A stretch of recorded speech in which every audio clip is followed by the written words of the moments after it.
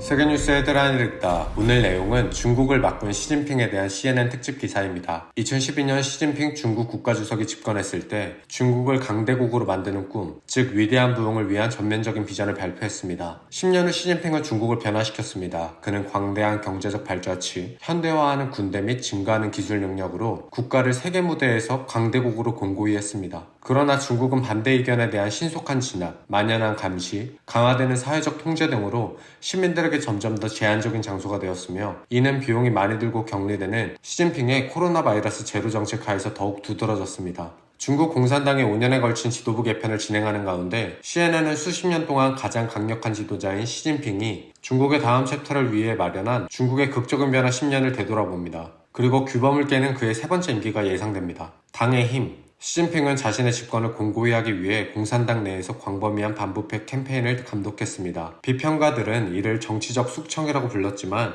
고위관리인 호랑이와 하급 간부인 파리 사이의 과잉과 부패 문화를 단속하기 위한 대중의 지지를 얻은 것으로 보입니다. 시 주석이 집권한 2012년 말 460만 명의 관리들을 조사했으며, 그중 553명의 고위 관리들도 조사됐습니다. 또한 당의 핵심으로서 자신에 대한 인격 숭배를 구축하고 삶의 모든 측면에서 당의 역할을 강화했습니다. 글로벌 파워 상승. 시진핑의 중국은 미국이 지배하는 세계 질서를 재편하려 했습니다. 베이징은 군사력을 현대화하고 전투적인 외교관과 해외 국영 미디어 장치를 사용하여 자신을 방어하고, 서방을 비방하는 동시에 경제력을 활용하여 세계적인 영향력을 확장했습니다. 다음은 중국의 야심찬 외교 정책의 핵심 요소입니다. 1대1로 이니셔티브. 중국 기업들은 추정 금액으로 연간 평균 850억 달러를 시진핑의 주력 프로그램인 1대1로에 따라 동남아부터 라틴 아메리카에 이르는 인프라 자금 조달에 쏟아부었습니다. 영토 주장. 중국은 남중국해 섬들을 군사화하고 분쟁 중인 히말라야 국경에서 인도와 충돌하고, 무인도에 대해 일본과 긴장을 촉발하고, 대만에 대한 영유권 주장에 대해 수사를 강화하는 등 영유권 주장을 독단적으로 진행하고 있습니다. 늑대 전사들. 베이징은 유엔에서든 소셜미디어에서든 시진핑의 정책을 방어하기 위해 전투적이고 단호하며 강력하게 비난할 준비가 되어 있는 새로운 종류의 외교관을 선호해왔습니다. 기후 리더십. 시진핑은 온실가스 최대 배출국인 중국이 2060년까지 탄소 중립국으로 전환하고 해외 석탄 발전소 건설을 중단하겠다고 약속했지만 여전히 확인이 어렵습니다. 더 가까워진 러시아. 중국과 모스크바는 최근 몇 년 동안 서방과의 긴장과 시진핑과 블라디미르 푸틴 러시아 대통령 사이의 전략적 동반자 관계를 강화했습니다. 중국에 대한 미국인들의 호감도가 급격히 낮아졌습니다. 그래프의 빨간 선이 호감, 회색이 비호감이며 세로 표시선은 시진핑의 집권 시점입니다. 베이징의 인권 문제, 적극적인 외교 정책, 코비드-19 대응, 모스크바의 긴밀한 유대는 중국과의 관계에 대한 서방의 인식을 훼손한 요인 중 하나입니다. 군사 확장. 시진핑은 인민해방군 개혁 및 현대화를 위한 광범위한 프로젝트를 시작했으며, 2017년 지부티의 첫 해외 군사기지를 개설하면서 중국 해군을 함대 규모 기준 세계 최대 규모로 변화시켰습니다. 중국 세계 최대 해군 창설. 2020년 미 해군 정보국의 비교 추정에 따르면 중국은 미국보다 63척 더 많은 전함을 보유하게 될 예정입니다. 대만에 대한 압박. 시 주석은 필요하다면 무력으로 대만과의 통일이라는 국가적 목표도 강조했습니다. 중국군은 공산당이 통치한 적 없는 자치민주주의에 대한 위협을 강화해 하루에도 수십 대의 전투기를 섬 근처에 파견하기도 했습니다. 보통의 번영.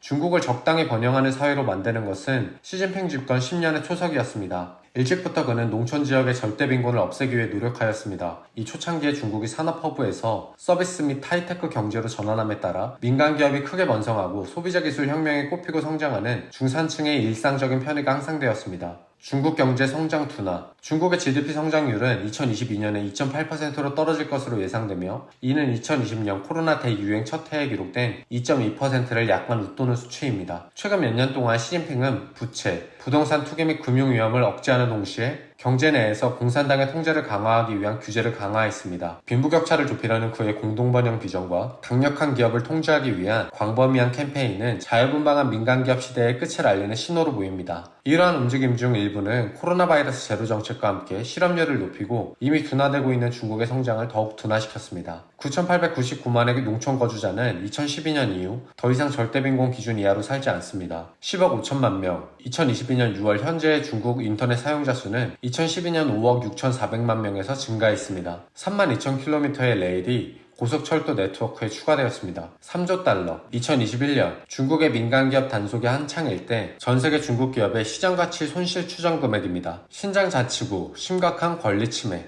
중국은 종교 및 민족 정체성이라는 중국 민족주의에 대한 위협으로 인식되는 쌍둥이를 오랫동안 억압해왔습니다. 시진핑 치하에서 신장의 극서부 지역보다 더 대대적인 정책을 펼친 곳은 없었습니다. 그는 그곳에서 인종 불안에 따른 테러와 분리주의를 탄압하겠다고 약속했습니다. 그 캠페인으로 인해 유엔 최고인권사무소는 8월 보고서에서 유구르족과 기타 이슬람 소수민족에 대한 심각한 인권 침해를 초래했으며 이는 반인도적 범죄에 해당할 수 있습니다. 중국은 이를 강력히 부인하고 있으며 이 지역에 대한 불법 행위 혐의를 부인하고 있습니다. 인권단체에 따르면 고문과 성적 학대에 대한 보고가 있는 구금시설에 100만 명 이상의 위구르족과 기타 소수민족이 구금되어 있는 것으로 추산됩니다. 유엔 보고서에 인용된 신장의 영상감시, 경찰 검문소, 생체 데이터 수집 및 디지털 모니터링의 광범위한 시스템은 지방당국이 무슬림 소수자를 추적하고 표적으로 삼을 수 있게 한 것으로 믿어집니다. 당국은 종교활동을 제한하는 것을 포함하여 위구르족과 다른 소수민족의 문화적 정체성을 억압했다고 인권단체들을 밝혔습니다. 연구원들은 또한 모스크와 같은 종교적 장소의 파괴를 문서화했습니다.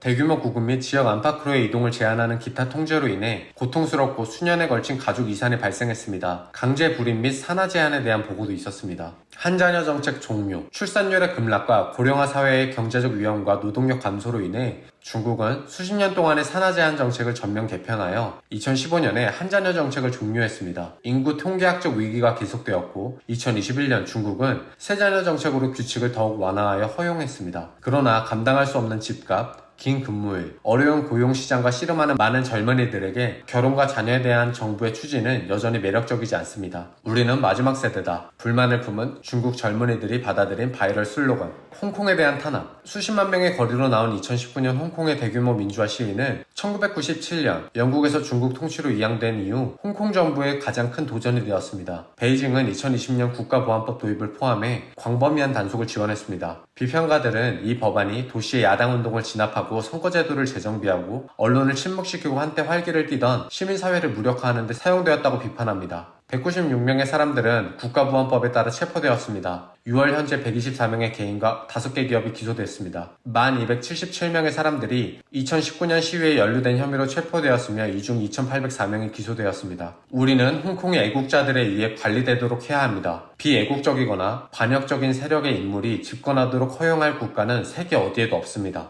2022년 7월 1일 홍콩 반환 25주년 기념식에서 시진핑 중국 국가주석 숨막히는 반대. 시진핑은 인권변호사, 학자, 언론인, 페미니스트 및 활동가를 표적으로 삼거나 투옥함으로써 이미 제한된 시민사회에 대한 대규모 탄압을 감독했습니다. 시진핑 시대에는 감시 및 온라인 검열을 강화하는 것을 포함하여 모든 형태의 반대 의견을 진압하고 정부 통제를 강화하려는 광범위한 노력이 포함되었습니다. 모니터링 그룹에 따르면 2015년 이른바 709 단속 기간 동안 약 300명의 인권변호사 및 활동가가 신문을 받기 위해 구금되었으며 일부는 나중에 징역형을 선고받았습니다. 나는 왕치환장의 권리를 계속 옹호할 것입니다. 709 탄압 당시 투옥된 저명한 인권변호사 왕치환장의 아내 리웬주. 기술 강국, 디지털 감시, 시 주석은 혁신을 국가의 발전을 이끄는 영혼이라고 부르고 연구 자금을 늘리는 동시에 우주에서 양자 컴퓨팅, AI, 녹색 에너지에 이르는 첨단 기술 분야에서 중국을 리더로 만들기 위한 혁신을 감독했습니다. 중국의 첨단 기술은 이제 또 다른 초점을 두고 있습니다.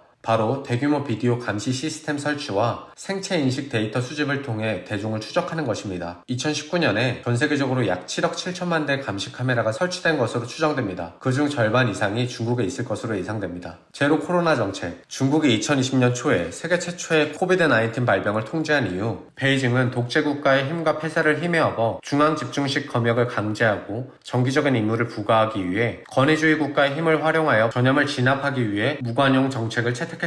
이 정책은 처음에 광범위한 대중의 지지를 받는 것처럼 보였지만 2년 후 불만이 커지고 있습니다. 시진핑의 극찬한 이 정책은 중국이 세계와 상호작용하는 방식을 근본적으로 바꿔놓았습니다. 국경 규제로 인해 한때 중국으로 몰려든 유학생과 비즈니스 여행자가 차단되었고 중국 본토 관광객의 해외여행은 거의 말랐습니다. 오늘날의 중국은 경제가 흔들리고 있음에도 불구하고 수십 년 전보다 더 고립되고 민족주의적인 상태입니다. 시진핑이 자신을 삼선으로 끌어올릴 태세를 갖추고 있는 것처럼 보이면서 중국에 중대한 도전을 안겨주고 있습니다. 오늘부터 중국 공산당의 핵심 임무는 중국의 근대화 경로를 통해 모든 면에서의 중화민족의 부흥을 앞당기기 위해 모든 민족의 중국인민을 공동으로 이끄는 것입니다. 시진핑 2022년 10월 16일. 이상 CNN 특집 인터랙티브 기사였습니다. CNN은 시진핑을 수십 년 내 가장 강력한 지도자라 표현하면서 경제와 당의 힘, 민족주의와 주변 국가에 대한 탄압을 잘 정리해서 보여주었는데요. 지난 10년의 중국을 보면 강력한 지도자는 분명해 보이나 중국 내에서도 세계에서도 옳은 지도자인지는 의구심이 듭니다. 세계 역사를 되돌아보고 앞으로를 봐도 바르고 오르면서 강력한 지도자가 존재할 수 있긴 한 걸까요?